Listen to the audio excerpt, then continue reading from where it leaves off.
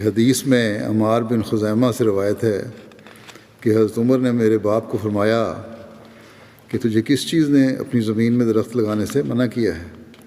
تو میرے باپ نے کہا وہ آگے مزید درخت نہیں لگا رہا تھا، اپنے باغ کو بڑھا نہیں رہا تھا، یا جو خراب پودے تھے ان کی جگہ نئے پودے نہیں لگا رہا تھا۔ تو میرے باپ نے جواب دیا کہ میں بوڑھا ہو چکا ہوں، کل مر جاؤں گا، مجھے کیا فائدہ ہے اس کا؟ بس اس کو حضرت عمر نے فرمایا کہ تجھ پر ضرور ہے کہ درخت لگائے، یہ کوئی دلیل نہیں ہے، یہ لازمی طور پہ تم نے درخت لگانے ہیں۔ پھر میں نے کہتے ہیں دیکھا حضرت عمر کو کہ خود میرے باپ کے ساتھ مل کر ہماری زمین میں درخت لگاتے تھے۔